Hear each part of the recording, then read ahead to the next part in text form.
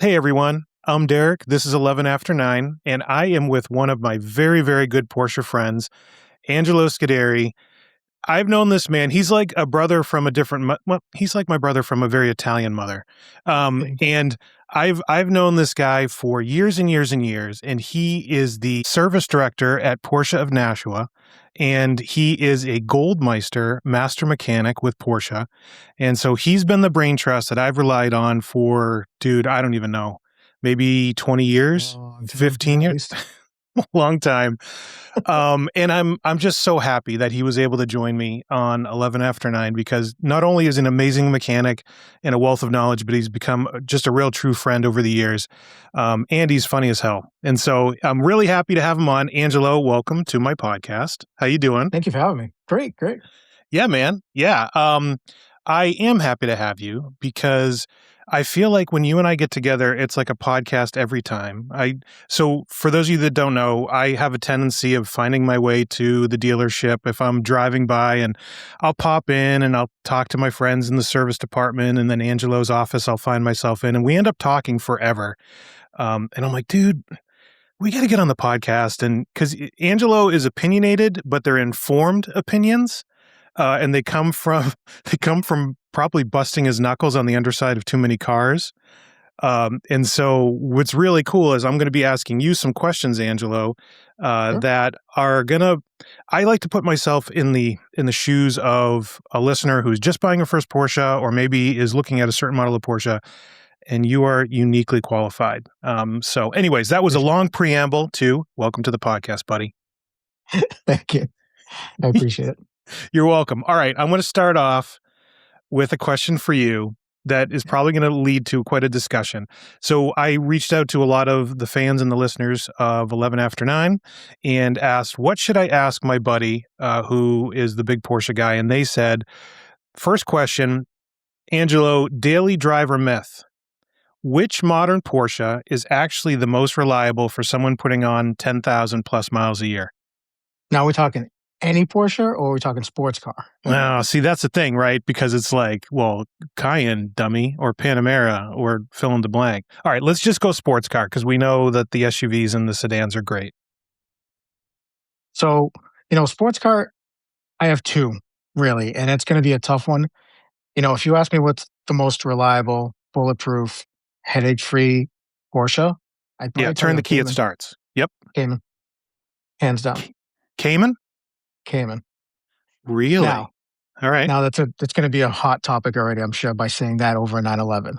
But the reason I say that is because, say you're on the market for a used one, you find a nice, reasonably used, not beat up.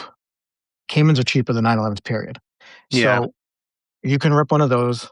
You could rip one of those year round if you wanted to, honestly, with a set of snows, if you really want to go down that road. Mm-hmm. And it would be completely fine. It's got no sunroof. It's got no frills, really, other than just being a solid car. You almost never have to worry about water leaks. You never have to worry about pretty much anything that typically goes wrong if people aren't maintaining them. And then on top of that, being that it's a Cayman versus a 911, it's going to be less expensive to maintain as well because there's just less going on with it. Less going on. Well, let me ask you a question, though, because Cayman spans 15 years, 20 years. Yeah. Well, 20 years. God, we're so old. 20 years. It's a long time. What generation Cayman would you pick? I would say probably 987.2.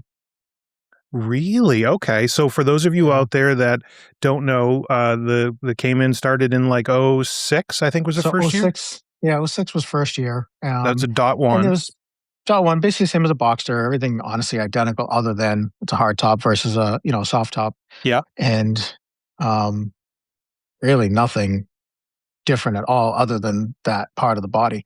And the only reason I say .2 is because, especially if you're looking at like an S, right? It's direct injected. It's got some of the nicer updates with the headlights are a little bit nicer. The taillights are LED versus just the incandescent bulbs. It just looks a little bit more modern without the expense of getting into, a 981 generation Cayman.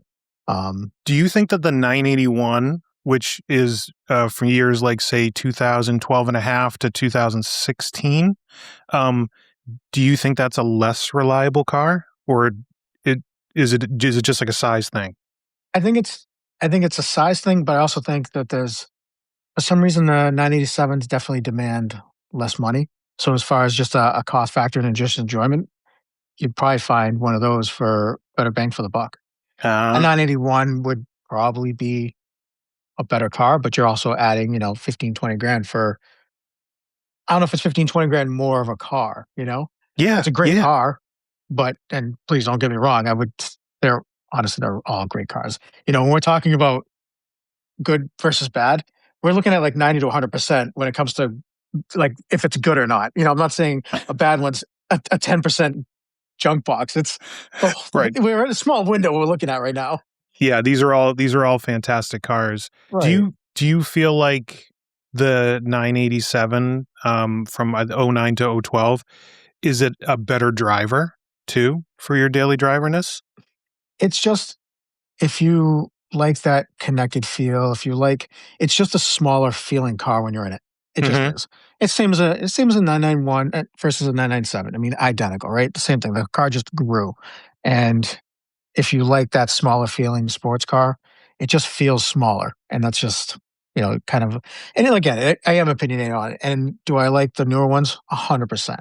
But I also like to try and find things that make sense when it comes to like I said, bang for the buck, really, when it comes down to it. Yeah, well, I mean, that's the thing. I mean, all Porsches are getting really expensive, and it Yeah. seems like by the week they're jumping up in value.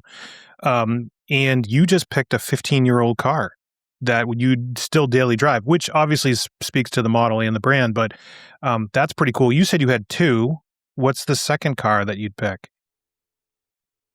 Probably a 991.1. Okay. All right. So there's your 911, Yeah. 991.1. Why that? It's NA. I mean, don't get me wrong, I love turbos. I have one. But for a daily driver reliability, again, going back to cost factor, a 991.1 is still just a solid car. And, you find it yourself a nice, if you're not going to drive in the winter, if you so choose, stick with an S, right? It'll be great. Do you like the wide body? Go for the 4S because 991s, if you wanted a wider body, you had to get the 4S to get the wide track. And it does give you a little bit more of a look, but then you got to deal with all-wheel drive. You got to deal with extra servicing when it comes to the front diff and everything else. Because if we're talking used cars here, these are all things that may or may not have been done when you bought it.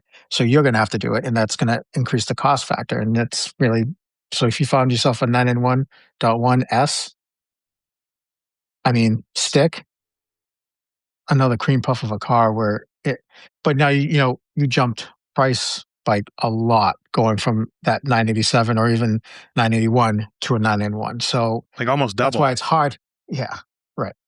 Yeah. And fun factor when you go from an S, I mean, if you can get your hands on a base Carrera, if you can find one because they're just so hard to come around, get one of those. That 3.6 is still a solid car to drive. It really is. It's not I mean, people get so caught up on the S's and 4S's and all these crazy things, and then you just go for a rip in one and actually drive it like it should be driven, you would not be disappointed. Well, that's really interesting because you and I rolled by the dealership the other day in my 997 and I threw Angelo the keys and I was like, dude, I need the Angelo seal of approval. Tell me what doesn't feel right. Tell me what you like.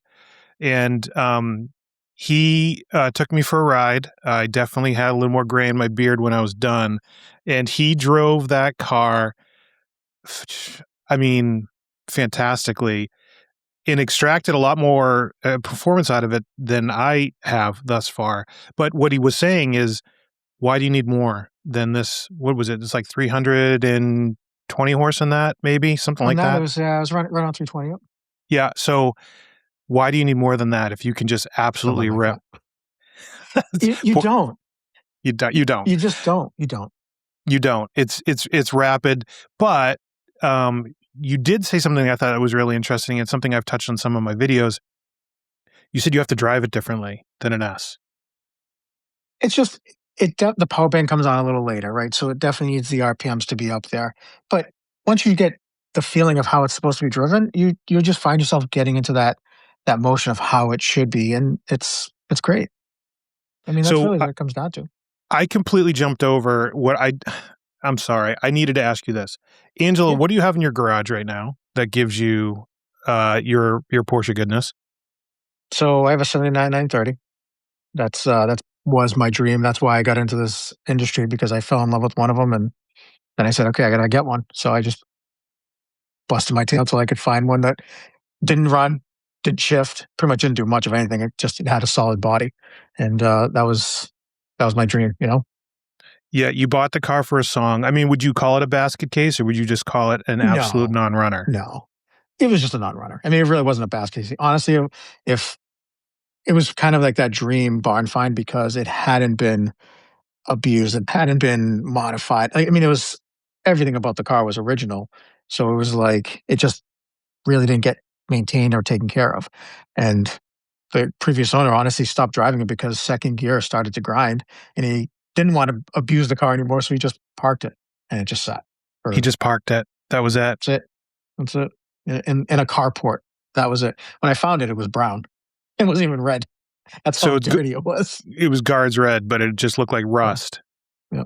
I thought it was going to need paint, and COVID actually gave me the time to redo the entire exterior. I kind of taught myself how to do like a 3 point, um, just like paint correction, nothing crazy.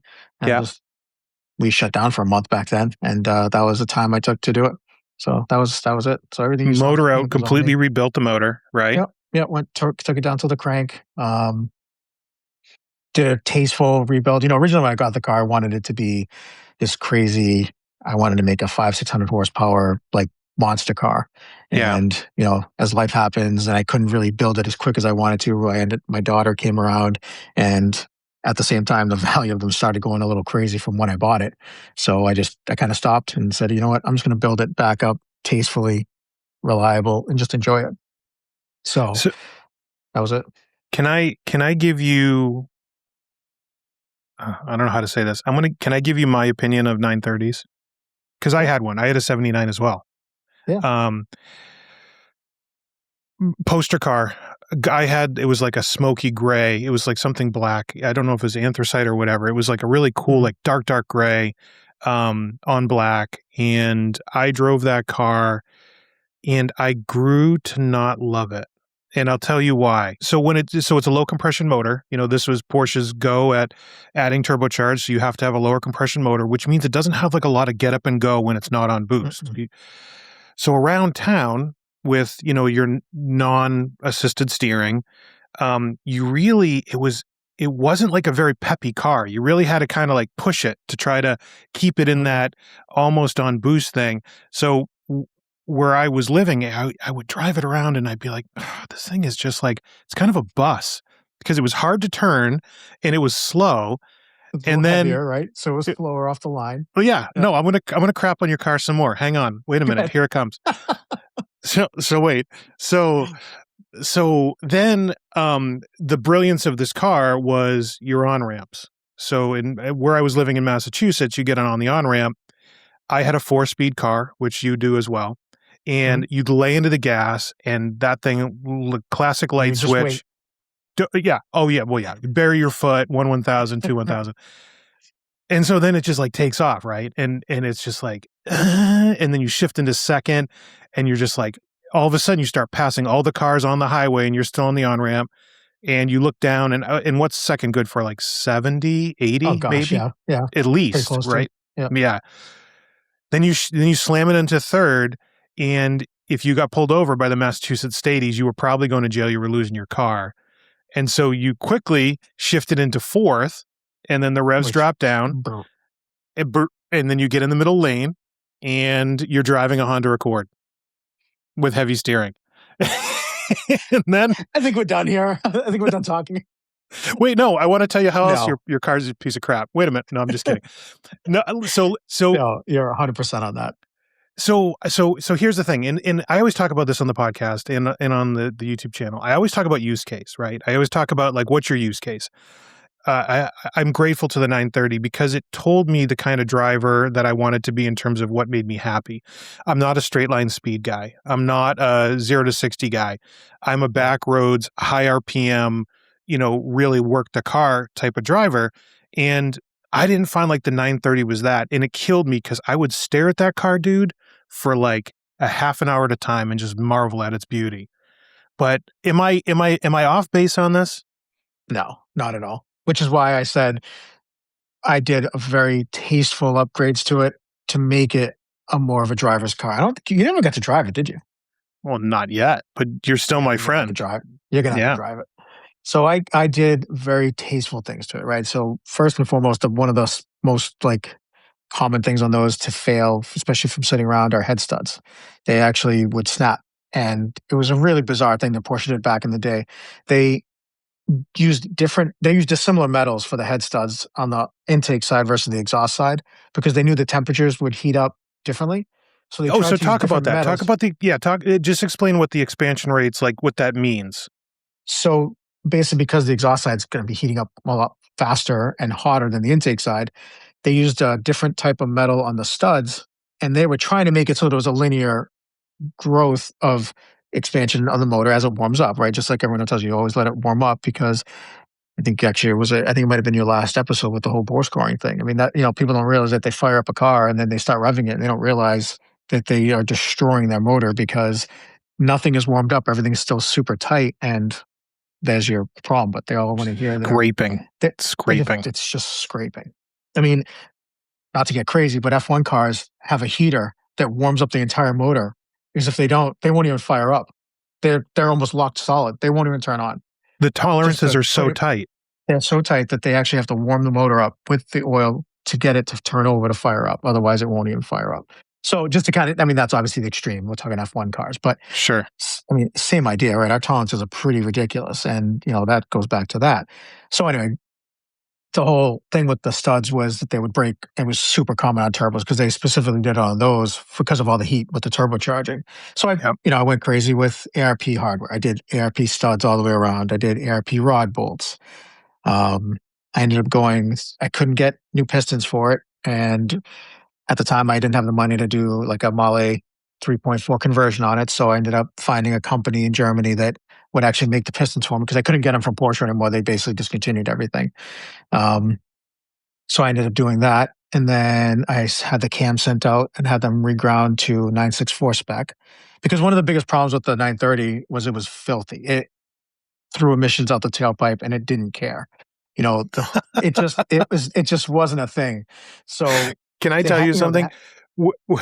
When I bought my 930, I bought it down in Pennsylvania and I drove down with my brother and I think we had a 4Runner. And driving home on the Merritt Parkway coming up through Connecticut, the Merritt Parkway has these little turnoffs. They're little little stops. You use the bathroom, get a coffee. And the craziest thing for those of you that have never driven the Merritt Parkway is you have this little parking lot off the side of a highway. The highway is 2 lanes, and people treat it like an F1 racetrack. I mean, they're doing 90 to 100, 85, 90. Yep. Oh, they're just bombing down this highway, right? So to get back onto the Merritt Highway or Merritt Parkway, you're at a stop sign and you literally try to pick a hole in the traffic and you just just drive as fast as you can. You just got to go. And you just hope you don't get piled into the back, right? And so I let my brother drive the 930 and I was in the 4Runner and he takes off and I try to keep up after him. And through closed windows and the self-ventilation with a closed system where it's not supposed to let outside air, I almost choked on the smell of gas. And that car was getting 0.5 miles a gallon and there were just these little gas gremlins just piling gas onto the exhaust, So I can imagine why you say it's dirty. Yeah. So, that's why they stopped coming to the States, right? That was the whole thing is when 1980 came around, they were like, okay, these things are just too filthy. They won't pass emissions. So that's why, that's the whole reason the M491 option came around in 911s was because they wanted to bring a car that looked like a turbo into the US and they could because they just made it look like a turbo and stuffed the SC motor in it because that one was a lot easier to keep, clean and make it happen. So that's So the M491, a lot of people that listen to the podcast they're learning a lot of the nomenclature of Porsche. So the M491 package was literally a turbo Le car. It was Yep. the body of a turbo on a normally aspirated regular motor car. Yeah. Did it have like Brakes, turbo brakes too? suspension. It Mhm. had everything but the gearbox and the engine. That was it. Everything else Yeah. was turbo. And I mean, I don't know if you follow those prices. Someone was telling me the other day, they're fetching almost turbo prices. I mean, truthfully, they're actually probably more rare than turbos because they were huge money back then, and not many people bought them or ordered them, so they didn't make a ton of them. Mhm. Yeah. And people were always trying to bring, and everybody wanted the turbos, right? So the gray market cars were still coming in, and it just didn't do that well. But now they're coming back.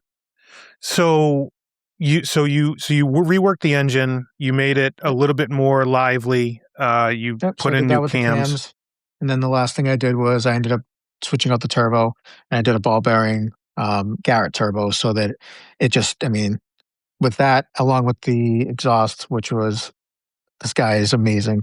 It was really late motorsports.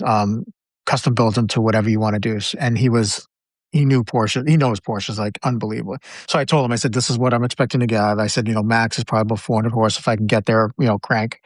And if I can get that with this cam and this and this, and he was like, okay. So he custom built the exhaust for me. It took, I don't know, about a month or two for him to put it together, sent it to me. So that with the turbo, I mean, it spools up now at probably 2,500, 2,600 RPM. Oh, so that's way more usable. It is so much more usable. Oh, yeah. Okay, so it's a different car. It's not the same car I owned. No, that's why I said you need to drive it. And I will. And I'm glad that I didn't, in your first time on this podcast, directly insult your car and call it a piece of crap. Because your car is It's not. fine. But listen, I mean, your car it's a showstopper. It's absolutely gorgeous. The paint is just flawless. It has all the right moves when you're looking at it. The interior is like this beautiful brown, just gorgeous, like nougat color. That is just fantastic. So it's what I'll do. You're gonna have to text me some pictures of it so I can put it on this podcast when I edit it, so everyone can see. The beauty of having the new YouTube channel, my friend, we can put up some pictures with the podcast. Awesome. Yeah. So wait, why were we talking about 9? Oh, because I asked you about your first car. Yep. Yep. All right, pivoting. Talk to me about 4-cylinder Boxsters and Caymans. Do you like them? I think they are a fantastic car. They are by far on the newer side of Porsches when it comes to Boxster Cayman. I mean, they are so reliable. The motors are, I mean, they are built. And if you actually we've never actually taken one apart because we've never had one have a failure of any sort. But Wait, say that again. the You've four never cylinder taken you've never taken a 4-cylinder Boxster or zero, Cayman motor apart because you are the head of the service department for a major dealership. Are you never serious? once have we ever had to dig into a 2 liter or a 2.5 liter. And that 2.5 is truly like phenomenal. The way that they put that motor together. That was actually one of the last mechanical classes I went to before I took over the service department. And it's unbelievable. I mean, you could probably punch 700 horsepower out of that 4 cylinder and it won't break. I mean, it's just a miniature version of the flat six. And it's so rock solid that, I mean, it's insane. It That really is. all right, my mind's blown. Because listen, so the 718s, they're the 4-cylinder Boxsters and Caymans. Came out in 2017 to when 22 ish. I mean, Technically now. still, yeah. Yeah. They When didn't did that change switch over? anything. I hear people call 982s. What are they? Why do they call it 982s? So I guess that would be 2023 or 24 when they switched over. So when they did like the tiny little facelift, but it wasn't, I mean, it really wasn't much of a change, honestly. The internals, and as far as powertrain and stuff like that, nothing really changed.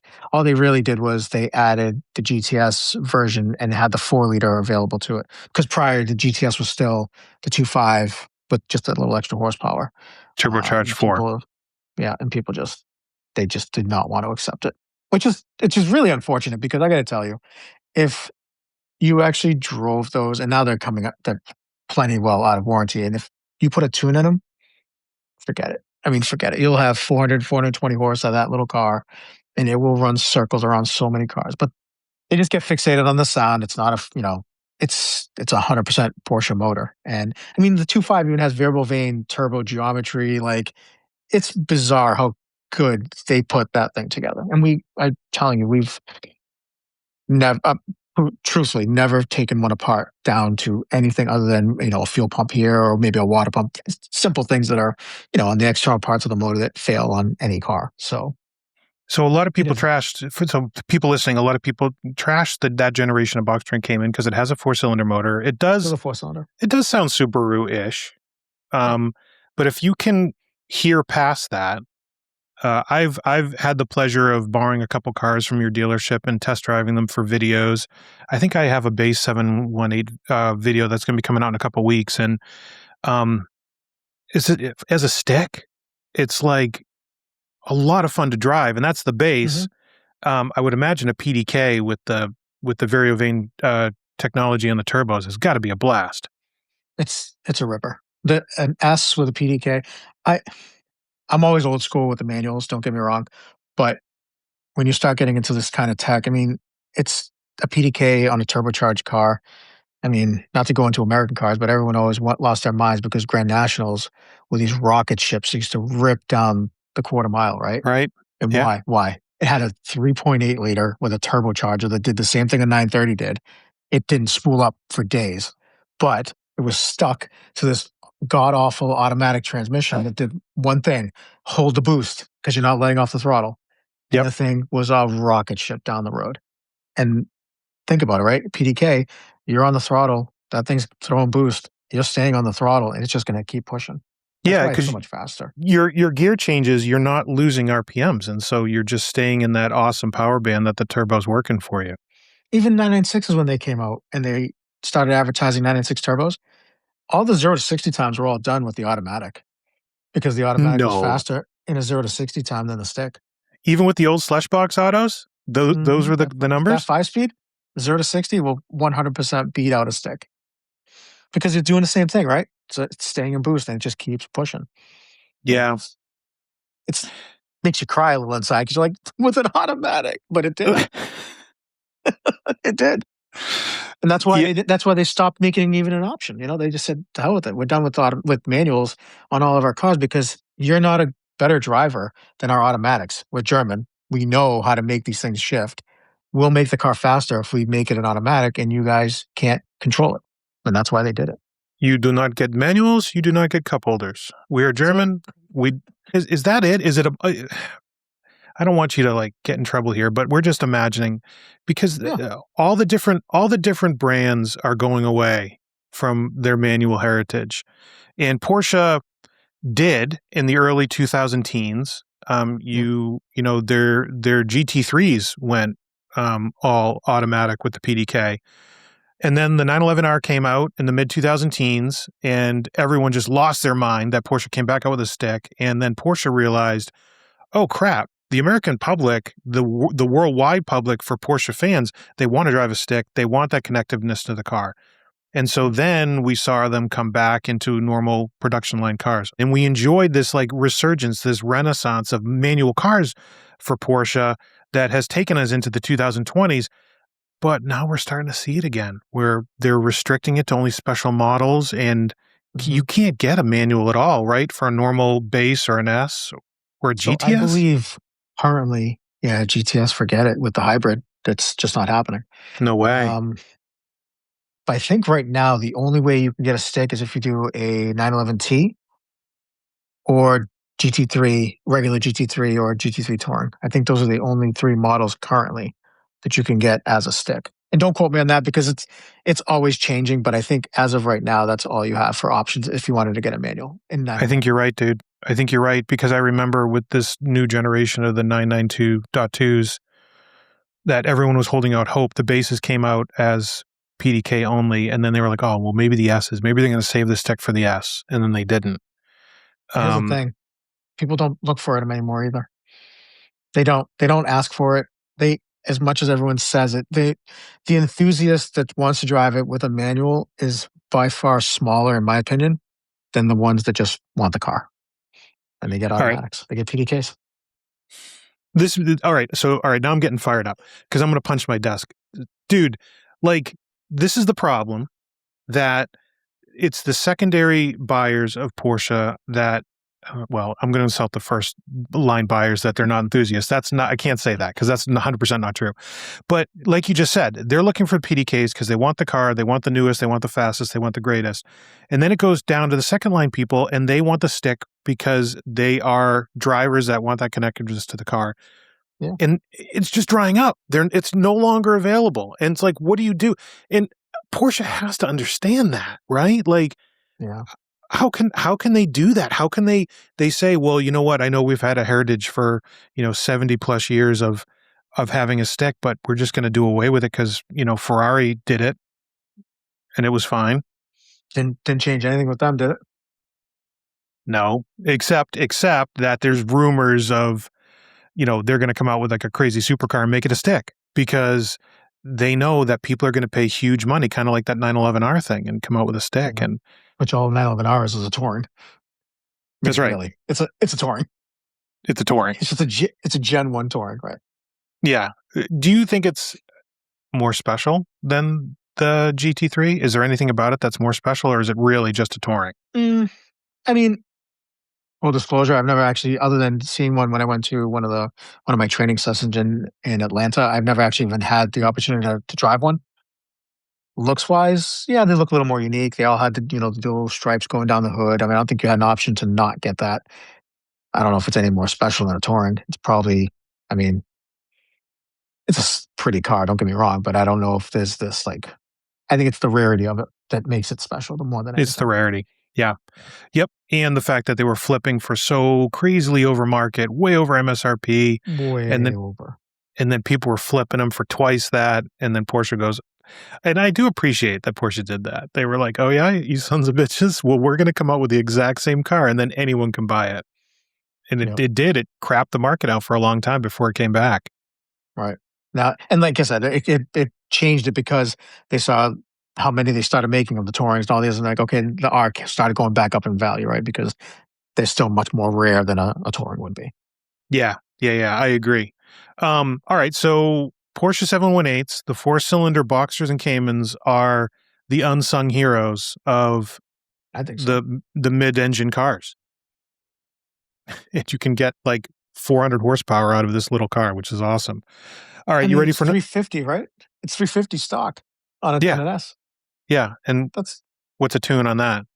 Nothing. Nothing. No.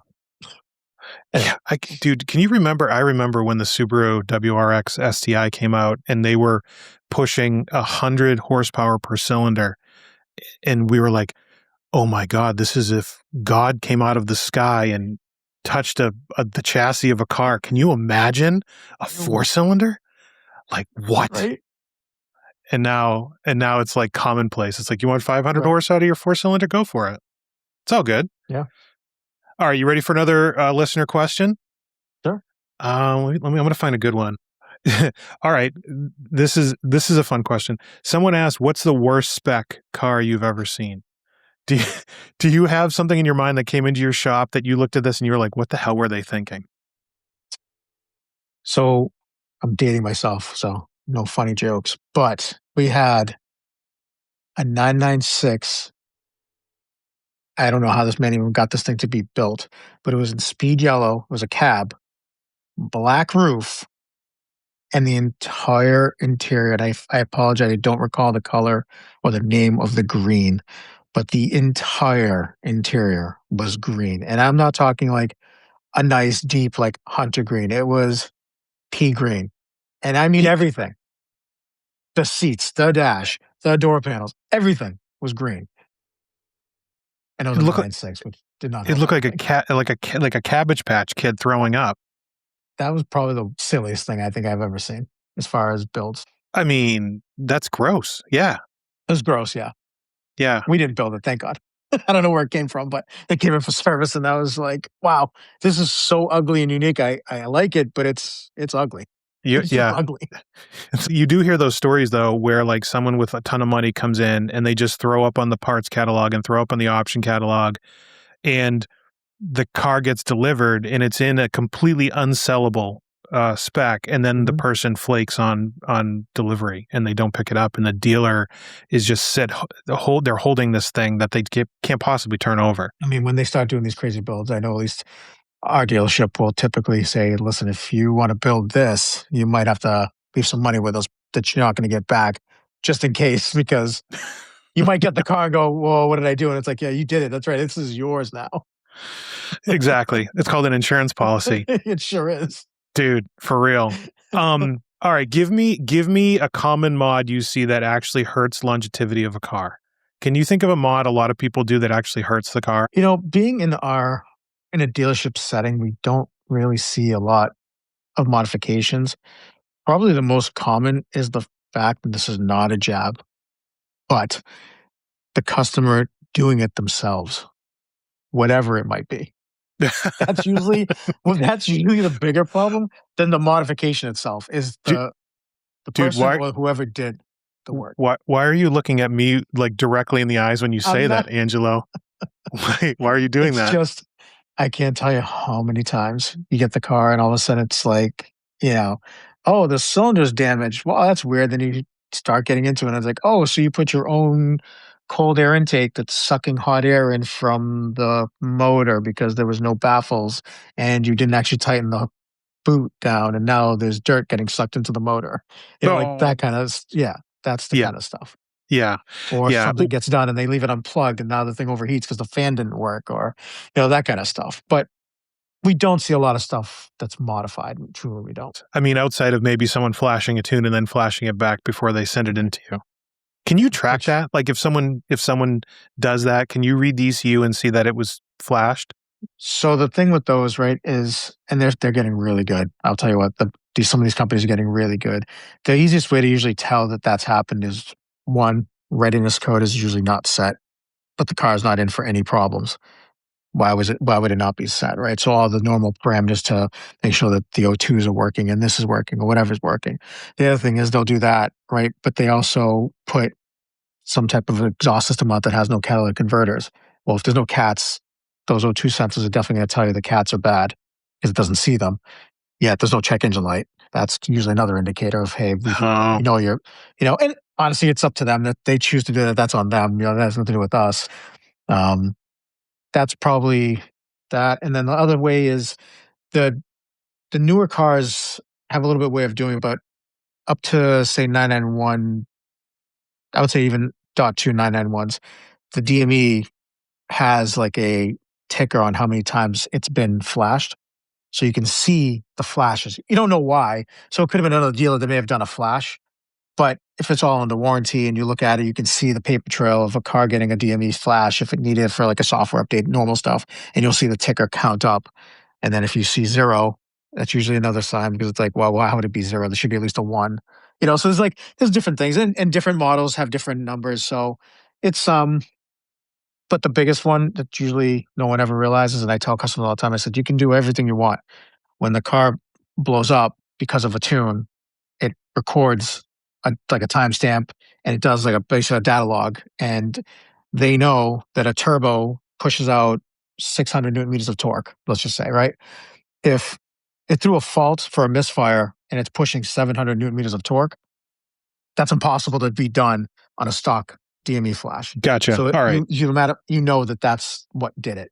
So but I'm telling you, they're getting really, really good with the way that these flashes are happening. And there's been some that you wouldn't Squeak catch. by.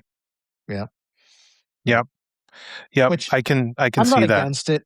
I'm really not against them. I grew up doing that kind of stuff. I had a 300ZX twin turbo that did all kinds of goofy stuff too.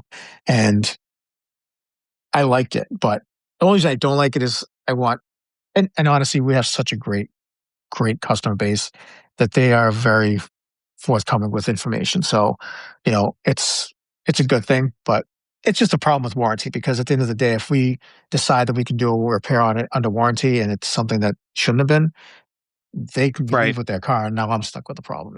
I want to switch over to, because you see the quality of like Porsche in terms of how they're built. for good or for bad. I have people come to me all the time, and they're looking for buying advice. And one of the things that they always are very afraid of is Porsche maintenance costs.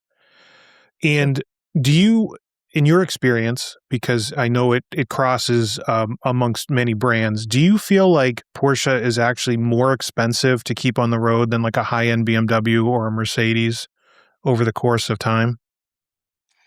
I mean, I really, I really don't think it's more if you kind of look at what you have as far as if you're looking at the car as an investment. You know, an oil change is an oil change. Do I think it's a little pricey for an oil change? It depends on what you think is pricey. You're starting out with a car that's $150,000, $160,000 if you're getting say a Carrera S. We'll just use that as an example. That's probably where they are, maybe a little more now. But I'm sorry, 2020 called, and they just said that your numbers are way off. So, I don't know if you noticed this, but Porsche has hiked the price quite a bit in the last 3 or 4 years. An S is touching almost 200 if you get a couple yeah, options in there. they are getting close to 200 now. All right, so a T. How about Gee, that? well, actually, it's funny you say that. These are no, just go ahead. Not the one that we have on our lot right now. We have a No. very beautiful T. No, is it really that much more in comparison? I truly don't think so. I don't think they're very maintenance heavy cars. You do it once a year. I mean, no one drives a sports car more than 10, 12,000 miles a year. It's just not a thing. Yeah. I mean, there might be that one random person that might be doing it. Other than that, so if you take all the maintenance of how long you own the car and you break it up, is it really that maintenance heavy? I mean, you don't start getting into anything crazy until you get to like 80,000 miles. I mean, oil changes and air filters and cabin air filters and brake flushes. That's not. I don't think. Honestly, it's out of this world. I mean, I had a Ducati Monster.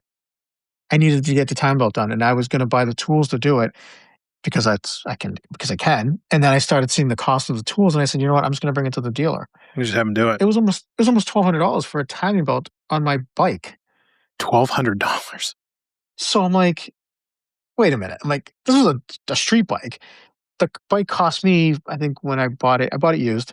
I want to say it was around 12, 13 grand when I bought it. That's that's a pretty big cost versus what I paid for for the bike. Now you take a car and you bring in a car that's not cheap and you drop, even I think one of the biggest, and I'll use just a Carrera, whether it's an S or a base, they're pretty much identical other than, different part numbers, but the plugs, all that stuff is all the same as far Yep. as cost. Yep. You drop what, $3,500 every 4 years? I mean, is that really that much? And then, the smaller service is not even close to that. So, for the enjoyment factor Yep. or what the car is, I don't think that it's expensive at all, honestly. Can I make a crazy Mhm. statement? And I want you to tell me if I'm off base. Having owned BMWs for a long time, I did a podcast last week with Joe Finkel from FCP Euro, and he is Mhm. also a Goldmeister Master Mechanic down in Connecticut, and also spent quite a bit of time in BMW as a BMW mechanic. So here's my statement. Tell me if I'm wrong. I actually think that the maintenance might be more expensive on a Porsche, Angelo, because if you do your maintenance in a Porsche, things don't break as much. Like if you maintain a Porsche, it'll last a long, long time if you maintain the maintenance schedules versus like say a high-end BMW where you can do the maintenance, but it's almost like they're designed to break at certain mileage, like because of the parts are made of plastic or there's, programmed obsolescence into some of the things that they do with their cars. Am I off base in thinking that? I don't think that that is inaccurate at all. I really don't. I do feel the exact same way. And here's another thing that I run into a lot is people say I maintain my car. Oil changes are not maintaining your car. That's an oil change. End of story. You're changing the oil. Everyone does oil changes, but when you start getting into the nitty gritty of all the other things that should be done as part of a routine maintenance, then you start understanding like some of the cost factor too, and again, all places are not equal, all technicians are not all equal, and I try to really stress that with my team to be the same no matter who's working on it. But there's a lot more that goes into a 2-year maintenance than when someone says, you know, oh, it's just an oil change and a brake flush, or it's just an oil change and a brake flush and you replace an air filter. You're just talking about the pieces that are getting replaced. Mm-hmm. There's way more than just replacing a bunch of parts. You know, there's all kinds of cleanings and inspections and checkovers and adjustments if need be. You know, and granted, it's you don't know until the car comes in because one 911 might come in with 1,500 miles and it's 3 years old. And the other one might come in with 15,000 miles and it's 3 years old. You know, so that you never know what you're going to have to do with the maintenance until that specific car comes in, and that's tough to predict what it would may need. So you have to have just a baseline, say this is what it's going to be, and regardless, we check everything the same way on all the cars. But it, people will say, "I take care of my BMW, I take care of my Audi, and it's only this," and it's like you're changing the oil once a year Yep. for a couple $100, and that's what you think is all it needs. And then they get mad because a bunch of things start to break because no one ever checked or adjusted or whatever the situation might be. And it's just what happens. You know what I think of, to your point, when you say that to me, is I think about the gutter drains, the water drains in a car, and like cleaning out, especially in a convertible, cleaning out your the way your water gets to exit out of the car, so it doesn't go into your cabin and pool on the floor and blow your Bose stereo that's under the passenger seat. Don't ask me how I know. That's maintenance too, right? Like those kind of Absolutely. things it's all part of it, and it goes above and beyond changing your oil. It's like those are the things that add to longevity because you're not being dumb and letting your car, giving a chance Right. for your car to bite you. Right. I mean, there's drains that run down the inner fenders on Boxsters that people don't ever clean, and it just piles up a bunch of dirt. And now you don't have a drain that will drain, and it backs all the way up, and it fills that whole rear cowl where the top goes because they didn't know enough to clean that drain that goes down to the rear of where the fender liner and the body meet, and you can't get to it unless you pull the fender liner out and actually see it, and then it's almost always caked in dirt. And then that's where we run into. Well, I do the maintenances, and it's like you did oil changes, and Yeah. that's part of it too, right? If we do the maintenance and listen, it happens everywhere. I don't care what anyone says.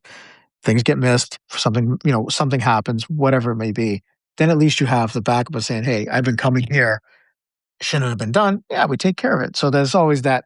You always get the backup when you do go. At least again, I speak for where I am, how I handle things in my department. You always get that backup too. So I mean, again, that goes back to the cost.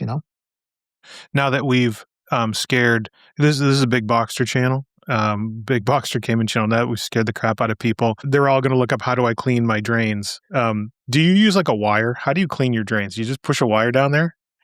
A couple of different ways. So depending on what you're doing. So the sunroof drains, we have a special tool that we actually get with Porsche, and I think honestly it's the same as it's Webasto. It was what is the company that makes almost all the sunroof parts and everything from a lot of Best different name cars. ever for a company, by the way. Webasto. They made the heaters for like the old 356s and 911s, right? Webasto heaters. Yeah, yeah, yeah. Webasto, Vallejo. There's a couple brands, but for the most part, they're like the most common ones. Doesn't it sound like a And German swear word? Like you stub your toe? Webasto.